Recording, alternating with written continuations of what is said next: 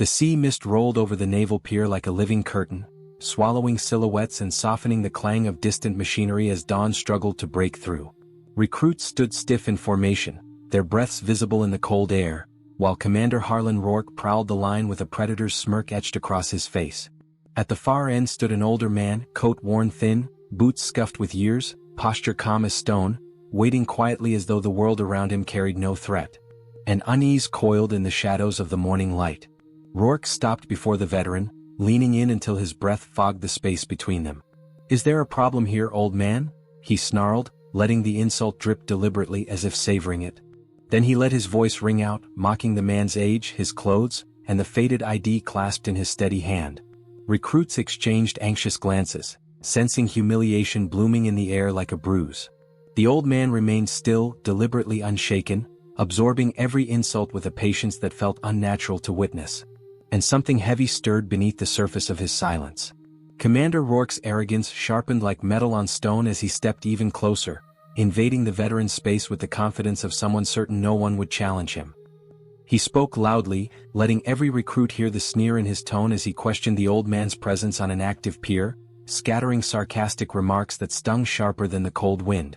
And contempt flowed like oil over the deck. Bystanders paused their work. Mechanics set down their tools. Harbor crews slowed their pace. One by one, heads turned toward the confrontation forming at the edge of the pier. A silent semicircle formed, no one daring to interrupt, but none able to look away.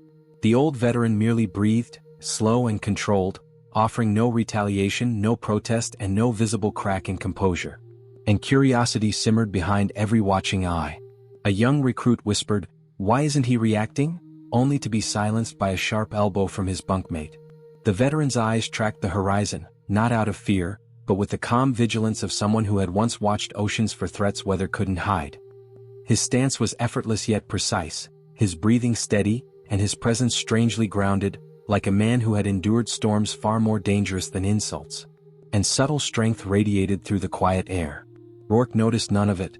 Instead, he demanded the veteran's call sign, his voice rising, sharp with mockery, as though expecting the name to be something small, forgettable, and easily dismissed. But the old man said nothing. His silence was too deliberate, too heavy, too practiced, and tension deepened like a pressure drop before a hurricane. Rourke shoved the veteran's ID back into his chest with a force meant to provoke. "You're on my pier, old man," he hissed, voice dripping with disdain. "You will answer when addressed." The veteran's hand lifted, steady, catching the ID before it fell, his movements smooth as though insults passed through him without finding purchase. And a brittle quiet hovered like glass waiting to fracture. A few recruits shifted uncomfortably. The disrespect was blatant, and the veteran's refusal to break only made the commander push harder. Rourke circled him, firing questions, jabs, insinuations, and anything to spark a reaction. "What were you, huh? A supply clerk? A deck scrubber? A relic who wandered onto the wrong base?" He barked loudly, ensuring every ear caught the humiliation. And a ripple of doubt moved through the watching ranks. The veteran inhaled once, slow and precise. "Sir," he replied calmly, "I am not here to cause trouble." His tone held dignity, controlled and level, almost impossibly steady. It was the kind of voice that belonged to someone trained to remain calm while everything around him ignited. That composure only irritated Rourke further. "Call sign," he demanded again. "Now." The wind stilled as though listening, and the pressure in the air climbed like a rising tide. The veteran's eyes finally met Rourke's, calm, deep, and assessing. "Some names don't come easily," he said. The commander scoffed, rolling his eyes dramatically for the crowd. But something in the veteran's voice made several recruits swallow hard. The man wasn't hiding weakness, he was shielding something heavier. And the edge of revelation glimmered faintly beneath his restraint. "If you want more stories like this, follow so you don't miss the next chapter." A sudden hush rippled through the pier as polished shoes clicked across the deck. Admiral Marcus Keating, steel-eyed, composed, and commanding respect simply by breathing, approached with a measured stride. Conversations died mid-sentence. Recruits snapped straighter. Even the gulls seemed to fall silent overhead. And the atmosphere shifted like a current pulling everything tight. Rourke stiffened, scrambling to mask his earlier arrogance behind a formal posture. "Admiral on deck," he barked, forcing a saluted greeting through clenched teeth. Keating's gaze swept across the crowd before settling on the older man standing quietly at the center of it all. Something flickered across the Admiral's face, something close to familiarity or memory. And a subtle tremor of recognition stirred behind his eyes. Keating stepped closer, his tone measured but carrying undeniable weight. "Sir," he addressed the veteran not with hierarchy but with reverence. "May I ask your call sign?" The recruits exchanged bewildered glances.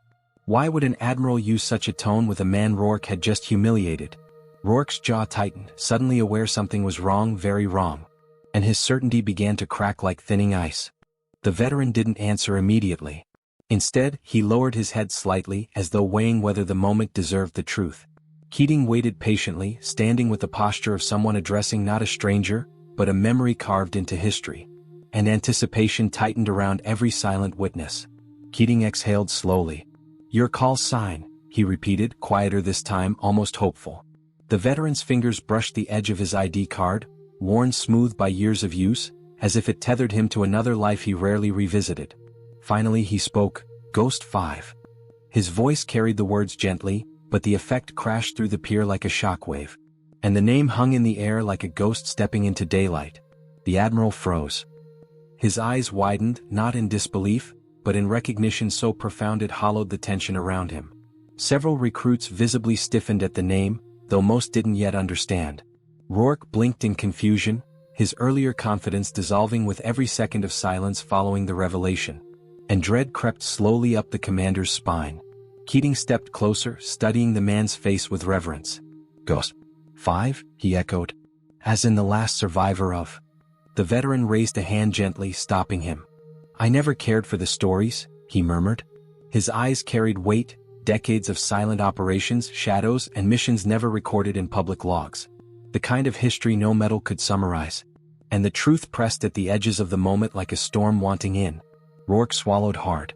His voice cracked as he attempted speech. That can't be. Ghost Squadron that was a myth. Classified. Gone." Keating didn't look at him. "Not myth," he said softly. "Legend." His eyes stayed fixed on the veteran with a mix of sorrow and awe. The crowd leaned forward unconsciously, realizing they were standing in the presence of someone whose name echoed through whispered footnotes of military lore. And the pier trembled under the weight of a legend awakening. Admiral Keating squared his shoulders, his voice carrying across the pier with solemn gravity. "Ghost Squadron was created for missions that no unit should have survived," he began. "Deep infiltration. Zero visibility. Zero backup. Zero chance of rescue. And yet, they completed every assignment." Recruits stared wide-eyed, breath held tight in their chests. And the air crackled like electricity from stories never meant to surface. He continued, "They called him Ghost 5 because enemies claimed he moved like an apparition. Silent, precise, and unstoppable. Reports said he evacuated 2 full crews from a burning coastline alone. That he disappeared behind enemy lines for 9 months and returned with intel that prevented a war nobody even knew was coming." Keating swallowed, emotion thickening his voice. "And they said the last mission consumed the rest of the squadron, except him." And the legend unfurled like a battle flag in the wind. All eyes turned toward the veteran. He didn't boast. He didn't confirm. He simply stood, shoulders squared, as if carrying the weight of 5 lives instead of 1. Rourke staggered back, a wave of shame crashing over him, draining the color from his face. I didn't know," he whispered, voice trembling. And regret carved its mark into the commander's expression. Keating finally saluted, not as an admiral, but as a sailor honoring the man who had shaped the very fabric of the Navy. Recruits followed one by one, rows of rigid arms rising in reverence. The old veteran dipped his head modestly, uncomfortable with the attention yet accepting its sincerity. And silence bowed beneath the gravity of the truth revealed. Rourke closed his eyes, realizing the depth of his mistake, the arrogance, the disrespect, and the ignorance. And still, the veteran looked at him with neither anger nor pride. Only remembrance. And in that look, the commander felt the weight of 1,000 unspoken lessons. Want more stories of real legends still walking among us? Follow to keep their names alive. Silence swept across the pier like a tide, steady and absolute. Not a single recruit dared shift their weight. Even the waves seemed to soften their crash against the pilings as though paying respect. The gravity of the veteran's presence settled over everyone, heavy, somber, and reverent. And the stillness wrapped around them like a folded flag. Rourke's breathing faltered. The humiliation he had tried to inflict now crushed him instead. His arrogance had shattered into something raw and painful. His knees buckled slightly before he steadied himself, face burning, throat locked tight with words he couldn't form. He looked at the veteran not as an adversary but as someone he had wronged beyond measure. And guilt thickened the air like smoke left after battle. The veteran, however, didn't look at him with victory or disdain. His expression remained calm, too calm. It was the composure of a man who had seen young men break under pressure and who understood that shame, too, had its own battlefield. His silence held compassion even when unspoken. And dignity rose in the space where anger could have stood. Recruits exchanged glances, their earlier discomfort now replaced with reverence. Some swallowed emotion, unable to reconcile the weight of the legend with the gentle presence before them. They realized they had witnessed not humiliation but humility, not dominance but honor. And respect settled in their hearts like an oath they'd silently taken. Rourke finally whispered, I'm sorry. His voice cracked under the strain. The veteran only nodded once, his gesture gentle, giving room for the man to rebuild himself from the lesson earned the hard way. And forgiveness flickered quietly like a distant beacon guiding a lost ship home. Admiral Keating stepped forward, authority returning to his stance as he addressed Rourke with a tone sharpened by discipline, not anger. "Commander," he said firmly, "your conduct toward a fellow sailor, regardless of age or attire, was unbecoming of your rank." Rourke stood rigid, accepting the words with a bowed head. And accountability settled over him like a practice drill. "You will report to my office at 1800 sharp," Keating continued. "A formal review will follow. Expect corrective action." The recruits watched, realizing this wasn't vengeance. It was the Navy's unwavering code of conduct in motion. Rourke nodded, humbled and stripped of earlier arrogance. And justice moved through the scene with steady, deliberate steps. Turning to the veteran, Keating's voice softened. "Sir, thank you. For everything you carried that we never saw." The veteran simply replied, "I carried what I had to." His tone was gentle, not dramatic, the voice of someone who understood that heroism often came at the cost of silence. And the pier felt smaller under the weight of unsaid stories. Recruits returned to their positions shakily, their view of uniform and honor forever altered. Rourke remained still, absorbing the moment, learning the kind of lesson that could shape a lifetime of leadership if he chose to grow from it. And the cycle of pride to humility closed with a quiet, necessary finality. The veteran turned toward the recruits, his posture straight but unforced. "Wear that uniform with humility," he said, voice steady but tinged with memory. "It's not the rank that makes the sailor. It's the weight you're willing to carry for others." The words landed heavily, sinking into every spine present. And wisdom drifted over them like a steady tide. He looked at Rourke next, not with bitterness but with compassion. "We've all been young," he said softly. "And every sailor learns the hard lessons eventually. What matters is what you do after." Rourke nodded, unable to speak, the sting of shame slowly giving way to something like renewal. And redemption flickered like dawn breaking through clouded skies. Then the veteran stepped away, his boots striking the pier with a slow, deliberate rhythm. The crowd watched in reverent silence as he moved through the thinning mist, rugged and unassuming, a living reminder that legends often walked quietly, unnoticed, until their stories were called forward. And the moment imprinted itself like a seal on every heart present. For more real veteran stories that deserve to be heard, follow so their echoes never fade. The fog curled gently around the veteran as he made his way down the pier, parting before him like an old friend making room. No applause followed, no fanfare, only the hushed breath of recruits standing taller than they had minutes before.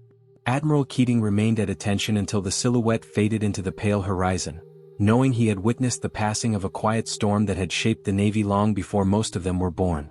And when the last trace of the old sailor disappeared, the air seemed to still in reverence, leaving behind only one undeniable truth.